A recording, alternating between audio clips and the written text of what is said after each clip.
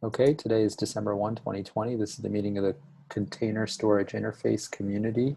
And this is a one-off special meeting. Normally the cadence for this meeting is every month, but we had a number of topics left over from the last meeting. And so instead of waiting for a whole cycle before the next meeting, we decided to do a one-off special meeting. So we've already got a couple of topics here. Let's go ahead and jump into them. First up, we have Ben with bidirectional secret handling. Yeah, this is something I just added as a quick note, but I didn't know if we wanted to continue where we left off the prior meeting's agenda first, because that stuff was on the agenda before Sure. my topic. I don't remember what we were still talking about at the end of the last meeting.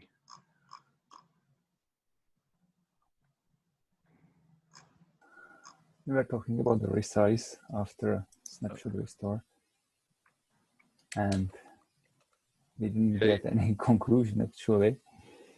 Well, it keeps coming up. Like I thought we had concluded 2 meetings ago that there's nothing that needed doing, but people continue to be unhappy with that answer. Yeah. Even if there's no need of change in the CO side, we still have to update the wording. I think that's what one of the things that we discussed in the last meeting in the spec. Okay. So we can agree that the behavior doesn't need to change. We just update the spec and fix the broken SPs, and maybe write more tests.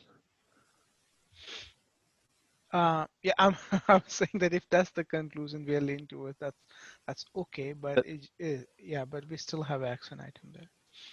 Okay. Yeah. That's the outcome that I would like to see. To me, it sounds like maybe the only solution that will work in all cases, because we like discussed creating smaller PVs or updating PVCs, and all that would not work in Kubernetes as it is now. And I don't want to do the changes that would be required. So changing the drivers and the wording in CSI is probably the best we can do, unless somebody has a really smart solution that would solve everything.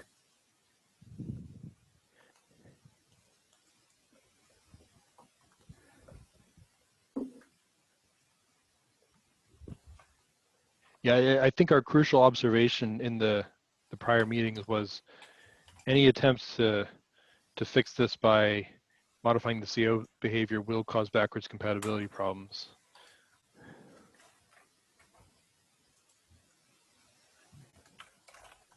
So absent going to like a 2.0 version of the spec, I don't think we can do anything other than just sharpen up the language and change the SP behavior.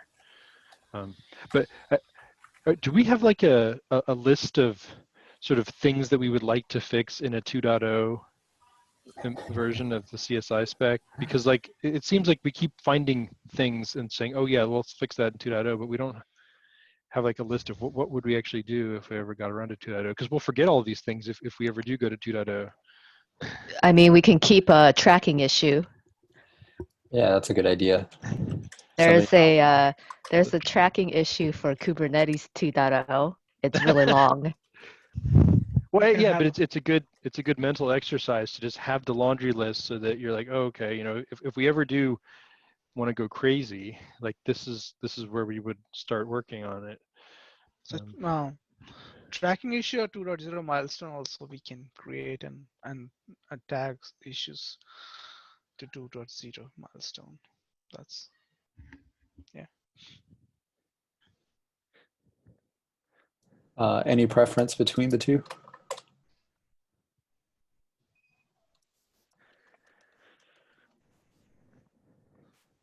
I prefer milestone because then anybody can create a bug and we just have to assign a milestone tracking. But well, the question though is, do we actually want to give people the impression that we intend to make a 2.0 version, or that we're trying to avoid ever having a 2.0 version? Because if you make a milestone, that implies that you're actually plan on doing it. I think we're in a similar boat as Kubernetes, right? Kubernetes has a 2.0 tracking issue. Is there any real intention of ever creating a Kubernetes 2.0? TBD, unlikely. I think we're in a similar boat.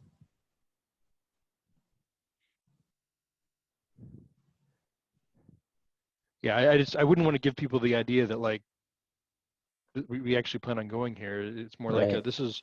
these are all the issues that we're aware of that we can't fix until we go to 2.0, and maybe the sheer volume of them will scare us from ever trying trying to do it.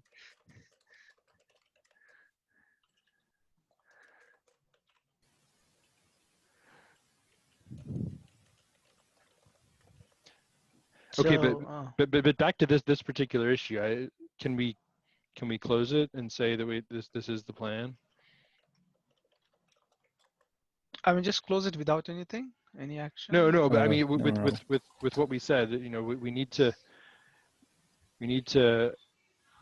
make the spec more clear on what the expectation is. In particular, we need to explain that, you know, if you accept a create volume from either a volume or a snapshot that was smaller, that and you respond successfully to that, like by the time it gets node published to a container, it better be the size that you said it was, and you're not going to get a node expand or a controller expand call, you know, in the middle. You just have to do it yourself. Like I think we could put a note in there that says, you know, if you succeed the create volume call, you're responsible for somehow getting it to the right size by the time node publish completes.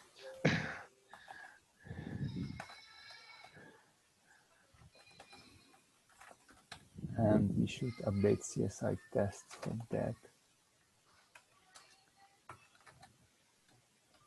As CSS sanity test, we talked about if we can use node get volume stats for that.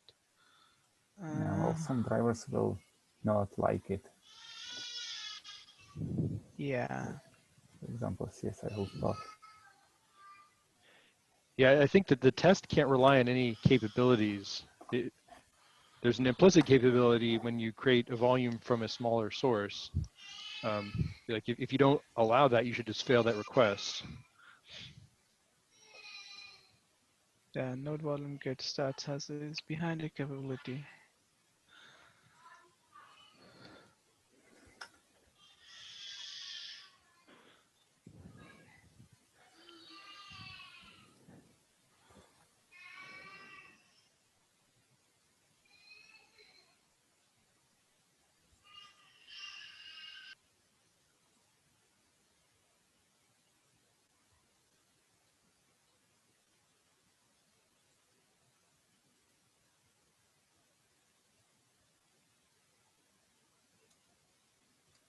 All right.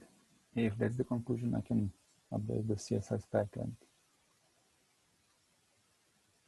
well, I will probably not update the CSI test, but we can track it somewhere else. And who took the AI to make like a 2.0 tracking issue or something? Because I want to stick my laundry list there.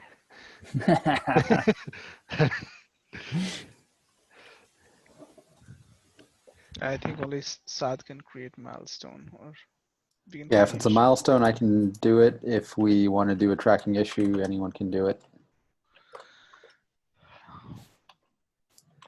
Well, is a tracking issue sufficient?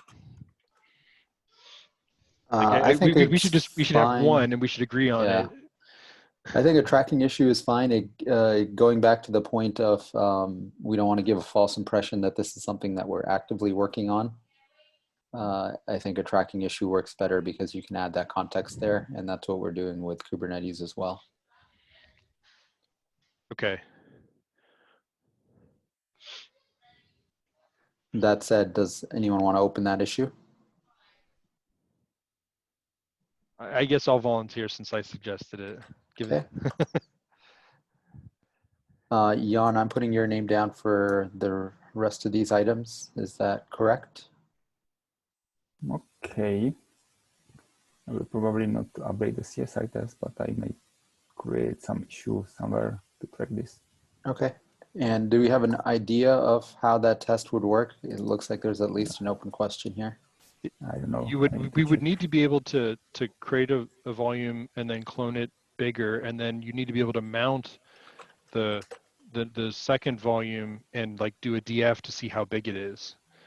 I don't know if there's a couple of drivers that will fail this because they don't return the right size, and yeah, they don't create volumes of the correct size anyways.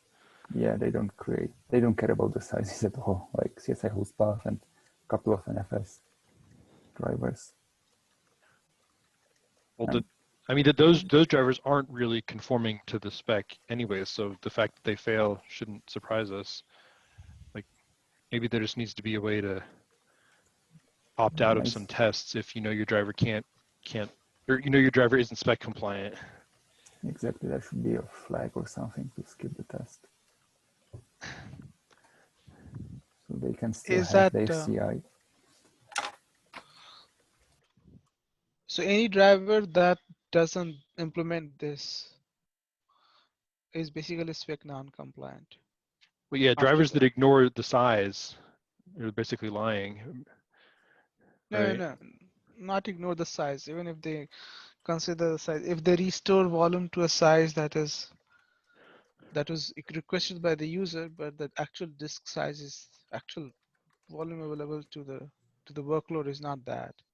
Well, yeah, but like the even absent any cloning, like if you ask the host path driver to create you a 1 terabyte volume and you're running on a machine that doesn't have a terabyte, it will succeed, right? And that's a lie right there, that you didn't actually get a terabyte of space. Yeah. No, I was not referring to that. I was referring to the fact that even the drivers, like in EBS, I can create a snapshot. I have a 2 GB snapshot. I restore to 10 GB, and that driver will basically become non-compliant after this change. No, it's okay for it to be bigger. No, but it's not. But it will fail the sanity test right now, right? Because the driver does not expand the volume on node publish. But you just described a shrink scenario. No. 2 GB snapshot restored, user is storing it to 10 gigs. Oh, okay. So the driver, it will run the sanity test against the driver, like the current version of the driver. Yeah. It will fail. Right, but that's because the driver isn't doing the right thing, and it needs to do it's not doing right thing what is not there in the spec. So what will put new in the spec, then it's not doing the right thing. So I feel like the spec says clearly if you do a create volume with a larger size and you return success, like you have to create, the new volume has to be the new size. So if the only difference is that it forgot to do a expand of the file system, then that's just a bug to fix at node publish time. Mm-hmm. I think the spec does say that you're supposed to do this. It's just not crystal clear.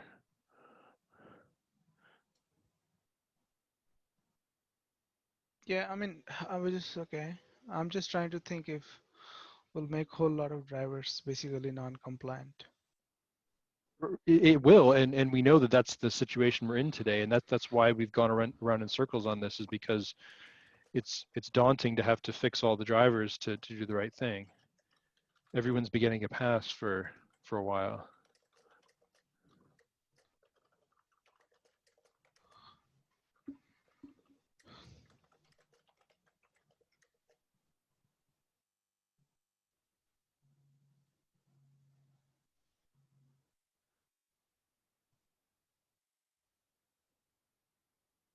Okay, so do we have a conclusion on how we're going to write this test? I don't know about the test, but like the getting the spec update in and the fixing the drivers seems like the more important piece. What I fear is if we get the other two pieces in and we don't have a good answer for the CSI test, that we're not going to do that. And without the test, we don't really have a way to enforce this. And if we don't enforce it. Is that okay?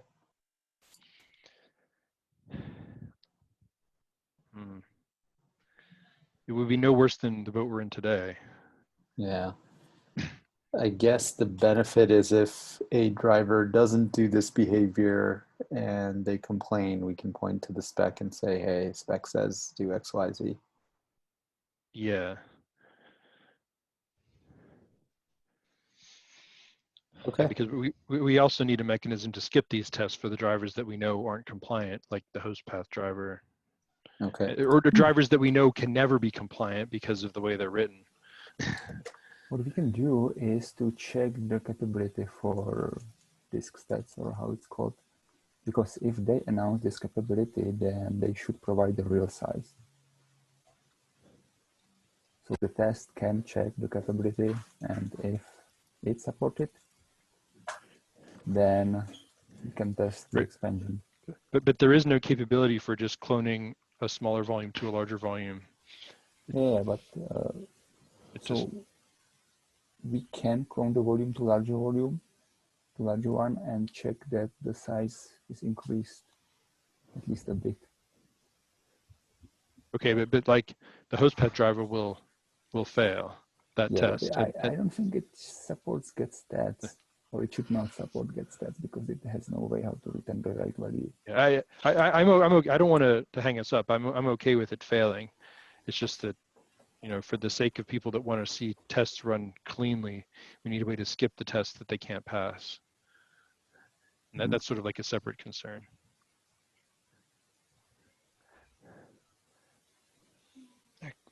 Otherwise, I would just, if the capability is not supported, then I would skip the test because we have no way how to check the size.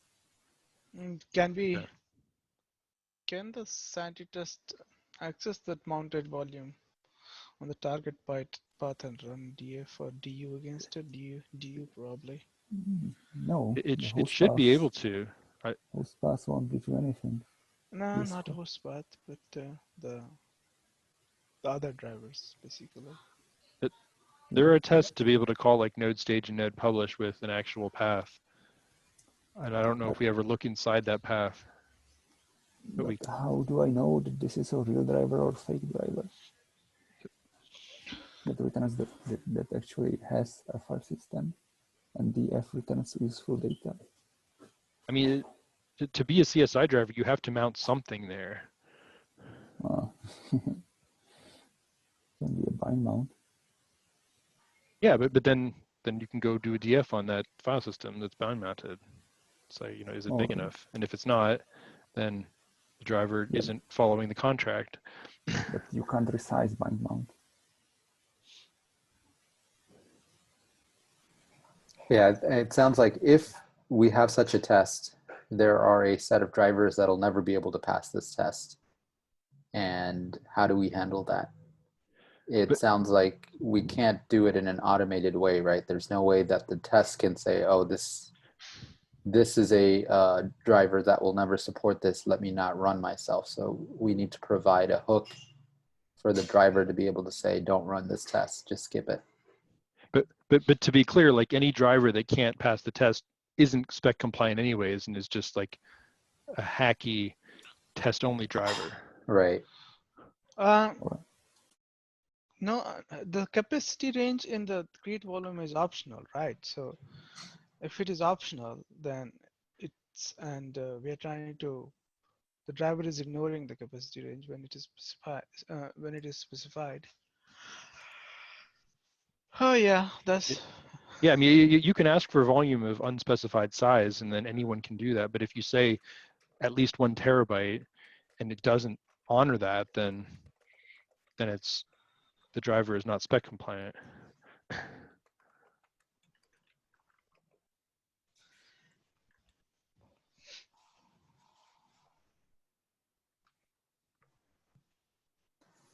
Now, do we put ourselves in a weird position if we allow skipping certain tests? I guess this isn't really a conformance suite. It's more of a FYI for driver owners. Yeah, and the ones that would be skipping it would be our own test drivers that we know are sort of hacky. Mm-hmm.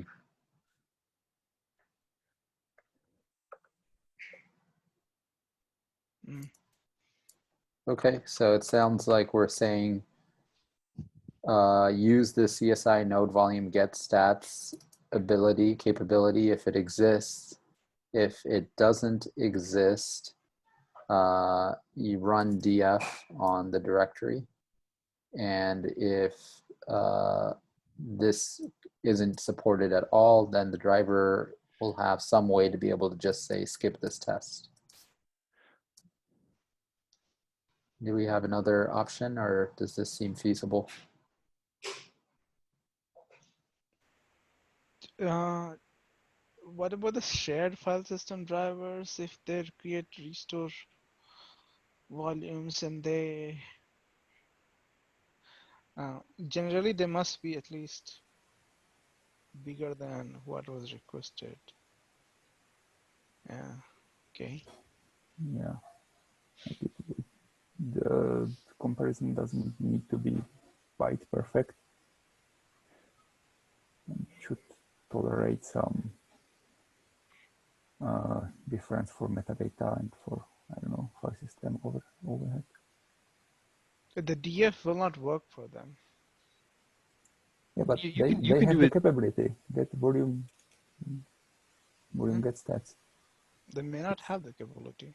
Then But skip the you can test. always do a DF and yeah, like if you ask for 2 gigs, you might get 1.9 gigs. But then if you take a snapshot of that and restore it to something that's supposed to be 4 gigs, like it's going to be bigger than 1.9. It'll be, I don't know, 3.8 or something. You could put a fudge factor in, but just to test that, like it got bigger, seems like something you could do.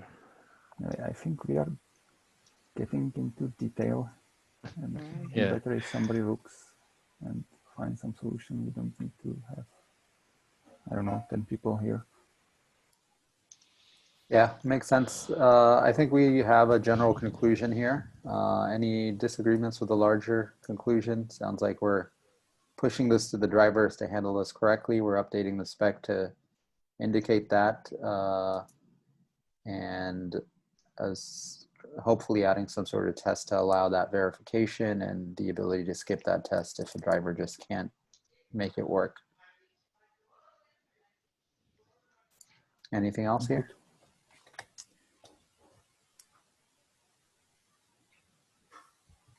Okay. If there's nothing else, we can move on to the next item. Where do we want to go next? Hamont's issues, Ben's issues? Hamont's been waiting. Okay, let's do it. Okay, so sorry. This is about the issue that we filed about the GID handling certain drivers cannot process, certain drivers can apply certain drivers apply FS group as a mount option rather than recursive CH on. And the previous meeting notes that I missed was like I don't remember. Jan, do you remember in the previous meeting if there was a conclusion?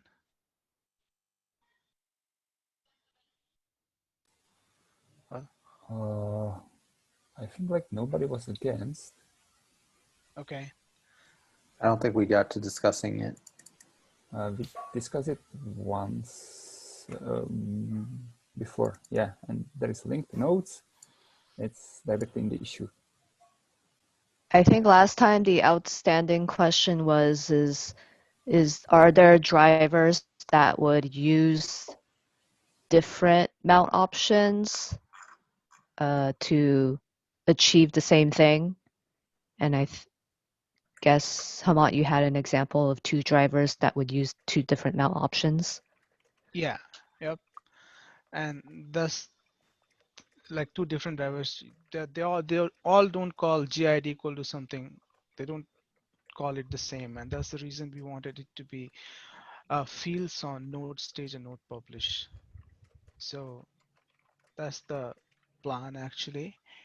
That's what my thinking was. You mean as opposed to just treating it like an opaque option, have a defined field in the API Yes. And then the driver can interpret that. Would that be like a number or a string or both? It would be a string. Which is the name of the group that should own The volume. Yeah. volume. So the so And then the common implementation of that would be that if you can just mount using like the Linux kernel's facility to set the group ID on the mount itself. Yeah, if then you would, in any process with that group ID, would automatically get write permissions to the whole volume. Yeah. And how does that work when you're in a namespace? I haven't played with this, so I'm trying to think it through in my head. So if I'm in a namespace where all the UIDs and GIDs are shifted by 1,000,000, then the CO should pass the effective GID. So when they are mapped, so let's say 100 becomes like, I don't know, 1,000, 200 becomes something else. Then I think right now in Kubernetes, like, but the SP won't know, because the SP is running not in any, well, it's actually running in its own namespace, right? With its own UIDs and GIDs. So like, if you give it the name of a group, like how's it gonna know what to mount it as so that the other container will get the right access? Maybe I need to see an example of how this would work in practice. So right now, in Kubernetes at least, the user namespaces, the implementation, we don't support UID. I don't know about UID, but GID remapping we don't support. Like, there was a enhancement, some proposals going around, but we don't support. So right now the GIDs are what is specified in the process, is the same of the volume. And Michelle, correct me if I'm wrong. So there's no GID remapping happening. So if I'm in a container and I'm root, I think that I have UID 0 and GID 0, but my UID is actually like 1,000,000 because it's been shifted. But my GID is still actually 0? Yeah, in Kubernetes, yes, it is 0 actually. You are root. Okay.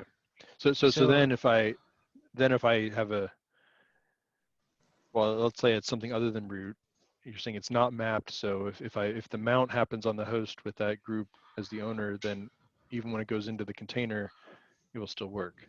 Yeah. The user namespaces and GID remapping is an interesting thing, but we are, at least in Kubernetes, we are not there yet. And when it has to be supported, it will be like the whole the FS group thing. Basically, even the entry implementation that performs recursive permission change will have the same problem that this thing will have. Like, they're also like, it will have to decide what FS group to apply, the shifted one. I think it has to apply the shifted one, right? But the kubelet has to know that, okay, that this is the shifted GID, and then the same has to be passed to like CSI or something else. Yeah, because the kubelet can't presume that the SP is running in a container. It doesn't know where it's running. It just knows it has a socket that's connected to something on the host. Yeah. So that's something, which is the CSI plugin, needs to be told, like, what exactly does the mount need to look like? And if it needs to be owned by like a shifted GID, then you got to pass that shifted number in. But if the CSI driver is running in a container, won't its namespace also be shifted? Yeah, that's what I'm saying. Like, you may or may not be in a container, so you can't rely on its ability to map group names to GIDs or anything, because that's going to be all scrambled. You need to tell it exactly what it needs to do by giving it the number of the group that is the effective GID of the target container that you're attaching the volume to. Yeah, but if the driver itself is running in a container, will any GIDs that it applies be shifted? Oh, I see what you're saying. Yeah, it might be unshifted, or yeah. I think the most drivers that run to be ability to mount, they have to run as root. Correct. Well, they need to on, be the capsys admin, right, to be able to do a mount, yeah. period. And if you run with capsys admin, I think you can't have shifted UIDs and GIDs. It just doesn't work. So maybe that's the situation is just it's the nature of CSI plugins that their containers can't be running in a shifted environment. Yeah, I think that we are like for pod themselves, we are not there yet anyways. And for containers like the driver containers, we may not be able to run them in shifted with the user namespaces. So yeah, So, oh, go ahead. I was going to like talk about different thing, like, but yeah, go ahead. What? So something kind of related to GID, and I think it's a discussion that has been sort of ongoing, but if we're gonna add a new flag for GID, should we also consider adding UID? Yeah, Well, we got to be careful though. I think what we want is to express to the CSI plugin like precisely what the intended outcome is without being too prescriptive on how you get there. And the reason I say that is because like we know that there are some people working in the Linux kernel on things like shifted mounts, like mounts where the shifting happens at the mount layer. And like that's actually way better than any of these other solutions where the mount itself is able to perform UID and GID shifting. And like, so what you want to express to the CSI plugin is like, this is the UID and GID of the thing that needs to have access, and how you get it to be writable to that UID and GID is up to you, Mr. CSI plugin.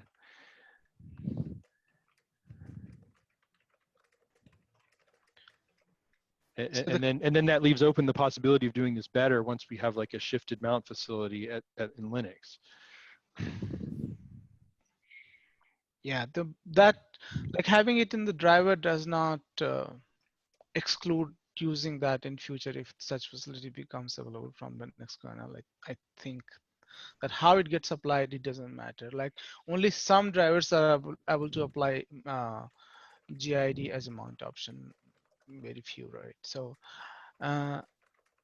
the tricky problem is that like ideally when we discussed this in the 6 we did not wanted it to change. We didn't want it the SP to use this as a general purpose like GID field and always do recursive CH on that kubelet does currently and move it to the driver. I was kind of trying to like thinking to avoid that, because then we get into a place where like the Kubernetes has different policies about that, like when to apply that, when to apply recursive permission, and so we have to supply that information to CSI as well. Like the only on first mount you should apply the recursive permission change because it's expensive, whereas mount option, if you apply it as a mount option, it's basically quick, so you can always do it. So that is another distinction that exists there. But if we want to use GID and we make it a field in node stage and node publish, then it becomes like free for all, and then the driver can themselves apply the Instead of having the driver do the application, can we shift this logic back to kubelet? I know the challenge was that each mount option will be different per driver.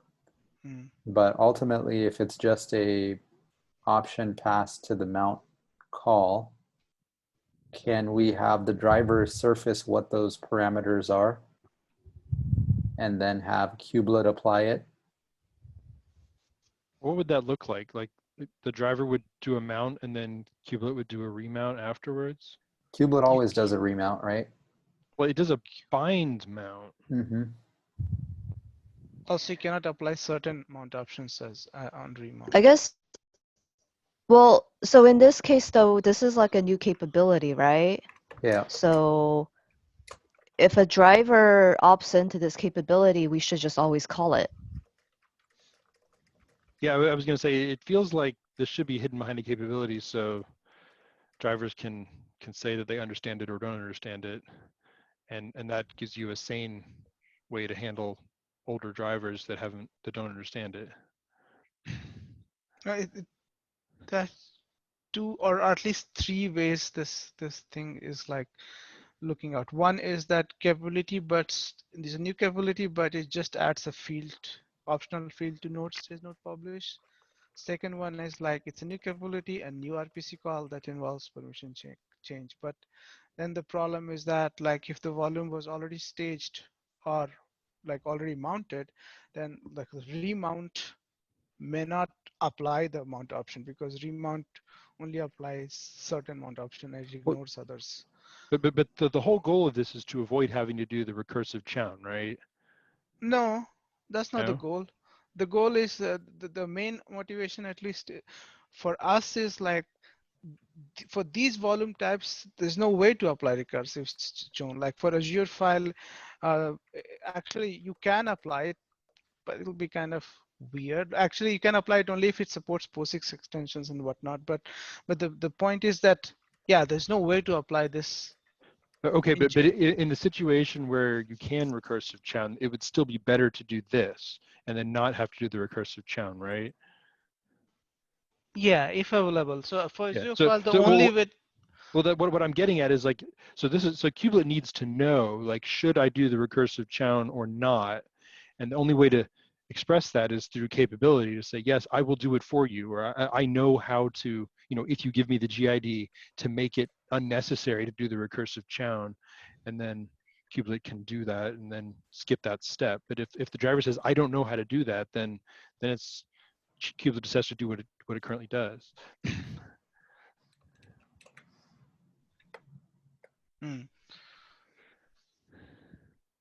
So it sounds like we are trying to leaning towards a new capability that specifically says that this GID is not to be used as a general purpose GID. Like a driver may not use it to do recursive chown, but the name of the capability should be such that like GID on mounts, something that it.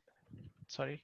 I don't see the problem if the driver was to do a recursive chown, because if the driver knows a better way to do that, it's certainly not harmful to allow it to happen. We should say like no, it is better to just not implement the capability if all you were going to do is a recursive chown, because kubelet was going to do that anyways, and kubelet is smarter. But yeah, the kubelet will be smarter. Otherwise, but it's still not harmful, right? Like if a driver wants to do something stupid, I don't see the problem with allowing it to happen, as long as we just document that that's not the right way, or it's not the smart way. I guess the reason I'm bringing it up is because, like, yeah, there are some weird file systems out there that may have weird ways of doing this that we haven't thought of yet, and I don't want to preclude us from, or preclude the SPs from doing something smart if they know what to do.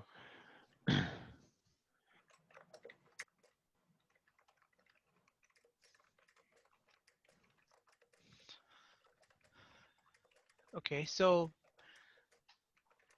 if which the wording should be in such a way that like okay, like we have to be kind of carefully worded like that. Okay, if you support, like if you require this as a mount option, apply it. But if you are going to, how do we capture this in words? The gist of the capability is the driver knows how to basically set the ownership of the resulting volume such that kubelet has no work to do after it's done, right? That if the driver is able to meet that bar, whatever that bar is, then it should assert the capability, and kubelet will pass in the relevant information, and then it's up to the driver to do all of the work. to make it accessible by that group, and maybe user too. I don't know if you want to throw user in there. Yeah, well,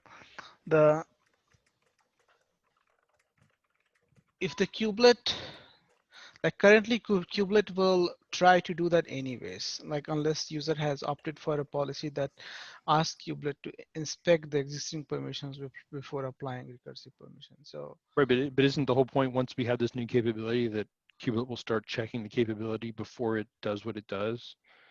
it could. And then if the SP says I will do it instead, then kubelet can say, okay, go ahead and do it.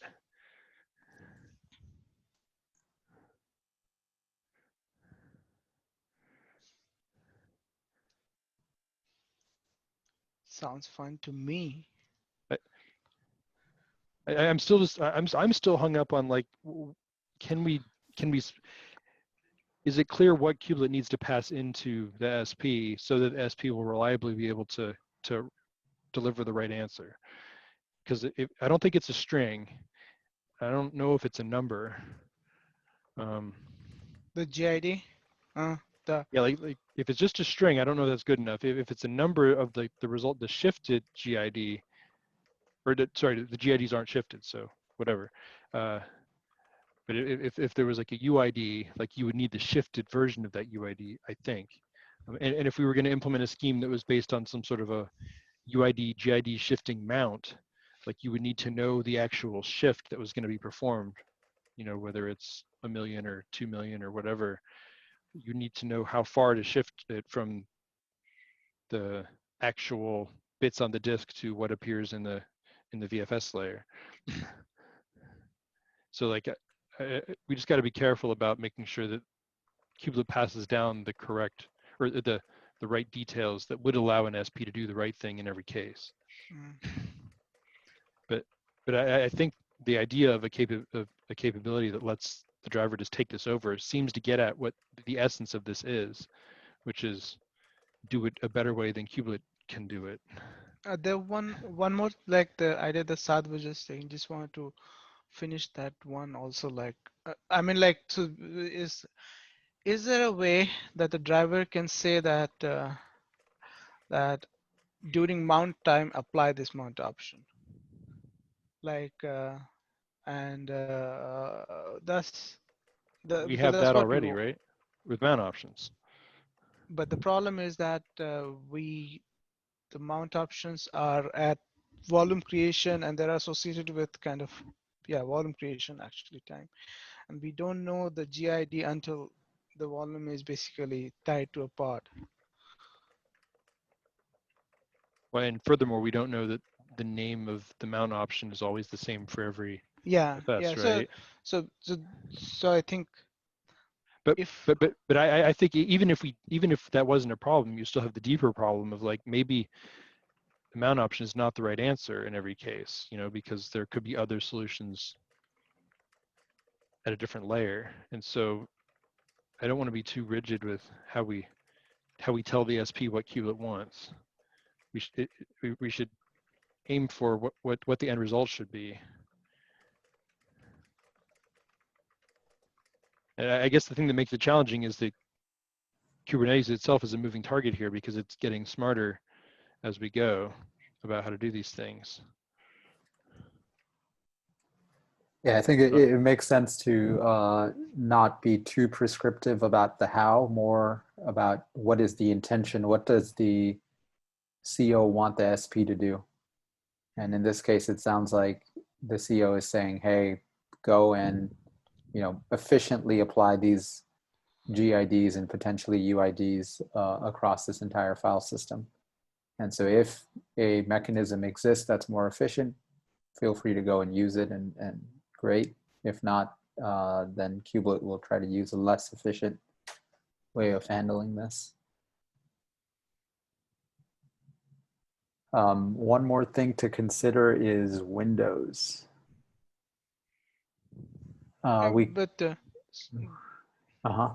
Just backing up a little bit. So we are saying that apply if there's an efficient way to apply it for storage provider, apply it. Otherwise, kubelet will take care. But there are certain cases where kubelet cannot take care, like we talked about Azure file. So SP must apply it. If it cannot apply, then probably the whole node publish should fail. Ideally, it should fail because the workload will be broken anyway. Yeah, I was going to say, if kubelet can't do this today, then CSI for Windows is just broken in that case. Well, the Windows everything runs as root, I think, right now or something. Today, the whole FS group is skipped for Windows.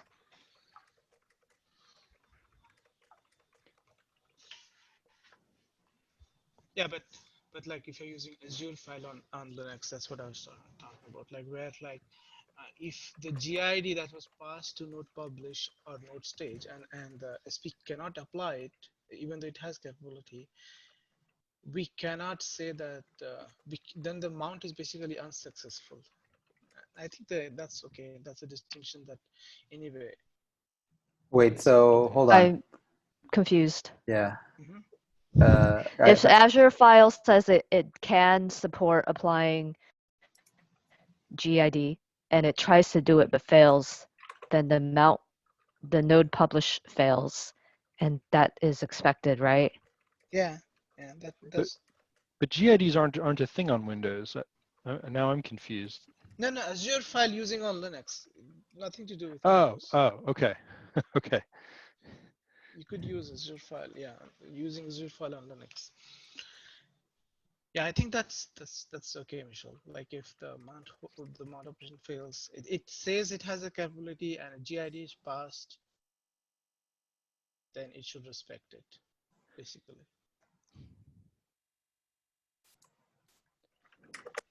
Like what is Azure files based on? Is it Samba or is it NFS or is it something else? It's Samba. Okay. But it has, by default, it has no Unix extensions. So that means that you cannot chmod files. Right. Okay. Yeah, I was gonna say it feels like you're gonna have the same kind of problems with Samba as you will with NFS, because with NFS you're gonna have issues with chowning files under certain circumstances, and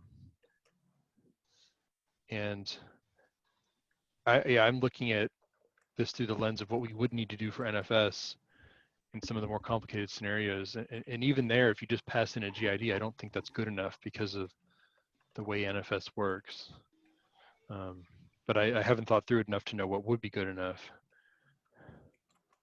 So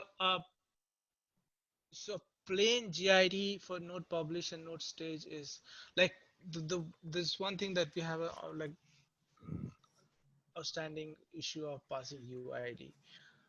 We can do one thing at a time, just like start with start with GID, or we can design something, a new field, a new type, not just a string, that kind of encapsulates the whole thing.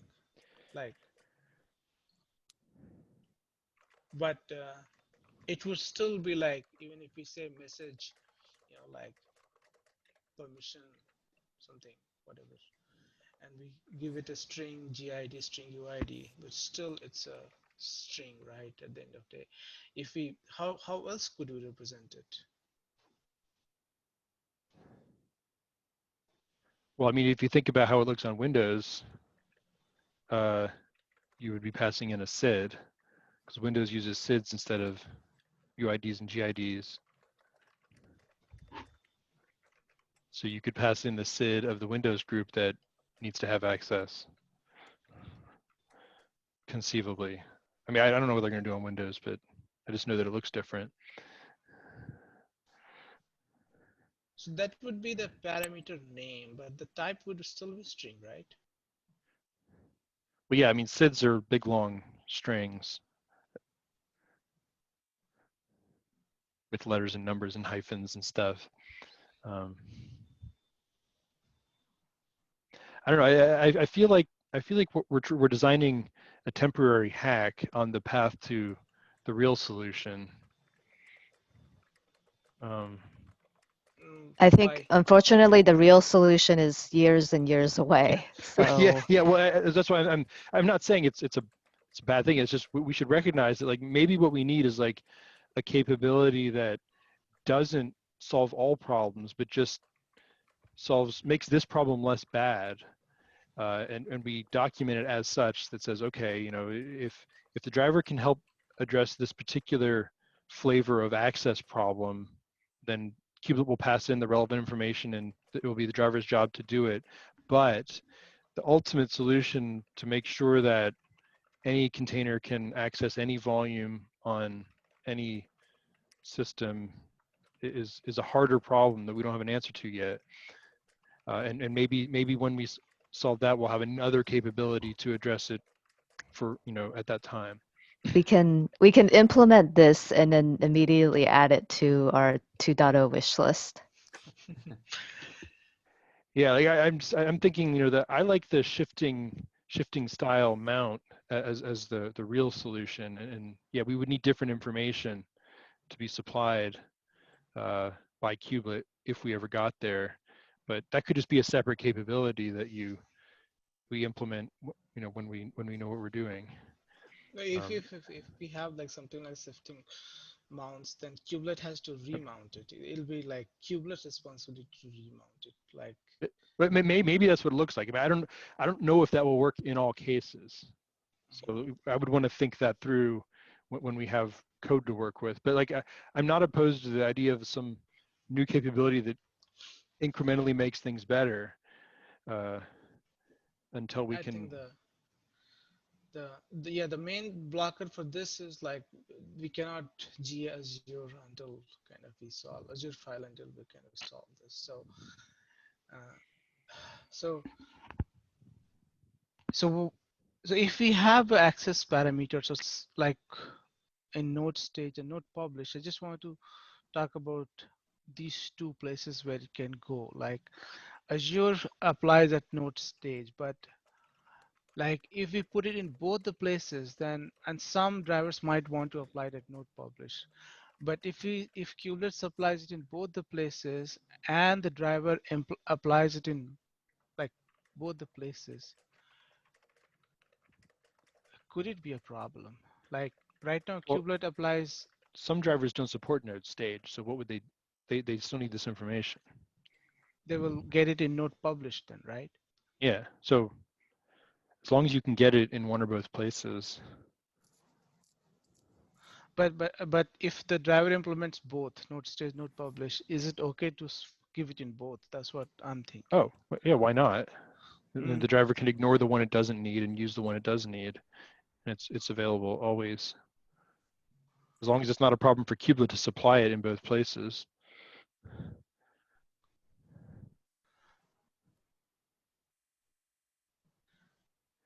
Yeah, I think it should be okay. I was just thinking about like, yeah, I mean, I just think we need to wrap this with a capability that clearly explains what problems it solves and doesn't purport to solve all of the problems, because it sounds like we can't come up with a capability that would really give us everything we want. So just express what we think we can get, and then let drivers opt in if they want, and if they don't, they can just not, you know, they'll get the existing behavior, and then someday we'll have a better way.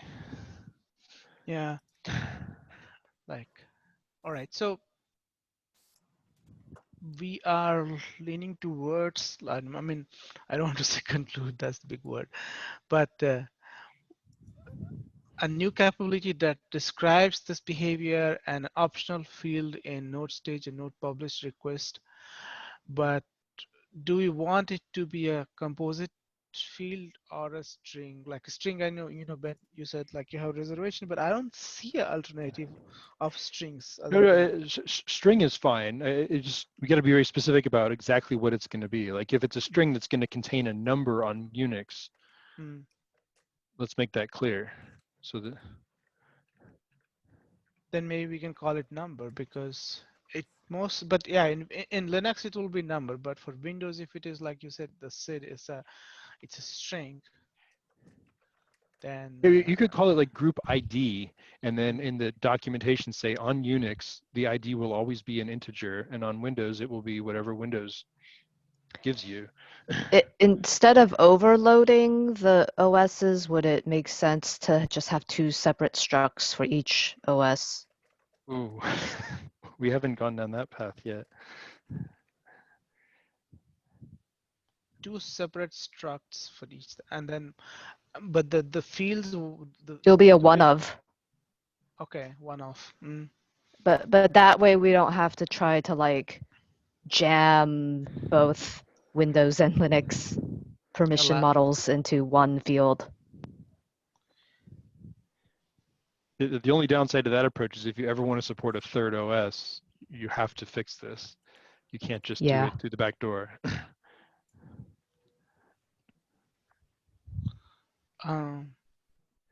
Today, there is no Windows specific stuff anywhere in the spec. So you just sort of get everything through the back door. Like it's either gonna be like the driver is gonna have to parse things very specifically, right? The driver is gonna have to parse things to figure out if we're talking about Windows or Linux anyway. No. I mean, the driver knows it's running on Linux because it's a Linux driver. I mean, it'll be a different binary if it's a Windows. So the driver only has to support the OS that it is running on. And so yeah, if it's a Linux SP, it will always expect an integer to be in that field, and if it's not an integer, it'll say this is an error. And if it's a Windows driver, it'll always expect a SID or whatever other thing the Windows guys feel is appropriate to put there.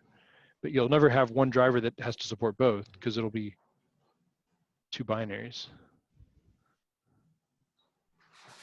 Yeah, I just kind of feel like we are kind of getting into this struct encoded as a string thing. Yeah, which I know.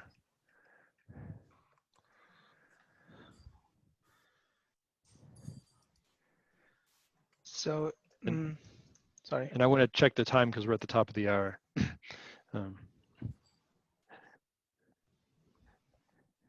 Yeah, we have another meeting right now, so maybe let's put a pin on this and continue this discussion at the next meeting, which is next week on the 9th. That sounds good. Okay, that sounds good. I think maybe it will help a little bit to drive this thing. I will get a rough draft of the proposal out so that we can have some concrete things. Okay. That's based on so far we agreed, based on whatever we discussed. Sounds good. So let's go ahead and end this meeting, and we'll go ahead and kick off the other meeting for volume populators. Thank you, everyone.